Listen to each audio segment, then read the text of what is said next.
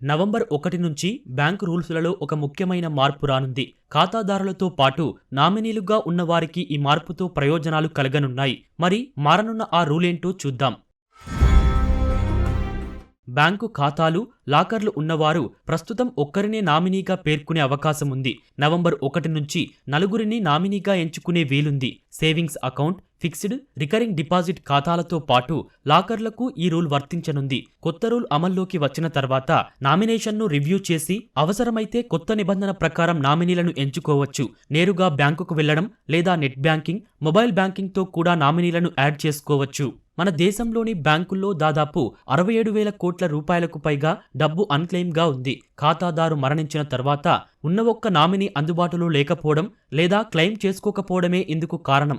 దీనితో ఖాతాదారు కుటుంబంలోని ఇతర వ్యక్తులు క్లెయిమ్ చేసుకోవడంలో అనేక ఇబ్బందులు వస్తున్నాయి. ఈ సమస్యలను పరిష్కరించుకునేందుకు వీలుగా ప్రభుత్వం ఈ కొత్త నిబంధనలను తీసుకొచ్చింది. ఖాతాదారు ఒకేసారి నలుగురిని నామినీలుగా పేర్కొనవచ్చు. అంతేకాదు, ఖాతాదారును మరణాంతరం ఎవరికి ఎంత శాతం వాటా దక్కాలి అన్నది కూడా నిర్ణయించవచ్చు. అలా కాకుండా నలుగురు నామినీలను ప్రాధాన్యత వరుస క్రమంలోనూ ఎంచుకోవచ్చు. అంటే మొదటి నామినీ అందుబాటులో లేకపోతే రెండో నామినీకి క్లెయిమ్ చేసుకునే హక్కు ఉంటుంది. ఇలా 4వ ప్రాధాన్యత ఉన్న నామినీ వరకు క్లెయిమ్ చేసుకునే వీలు దక్కుతుంది. సేవింగ్స్, ఫిక్స్డ్, రికరింగ్ డిపాజిట్ ఖాతాలకు పైన చెప్పిన 2 విధానాల్లో ఏదో ఒకటి ఎంచుకోవచ్చు.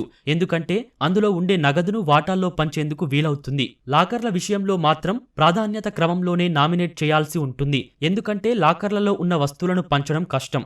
నామినీ పేర్లను నమోదు చేసేటప్పుడు వారి ఫోన్ నెంబర్, మెయిల్ ఐడి వంటి వివరాలు ఇవ్వాలి. అవసరమైనప్పుడు బ్యాంకు నేరుగా నామినీలను సంప్రదిస్తుంది.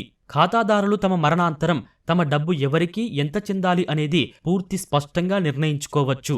ఖాతాదారుల మరణాంతరం కుటుంబ సభ్యులకు క్లెయిమ్ ఇబ్బందులు తగ్గిపోతాయి. వారసత్వ గొడవలు, చట్టపరమైన సమస్యలు ఉండవు.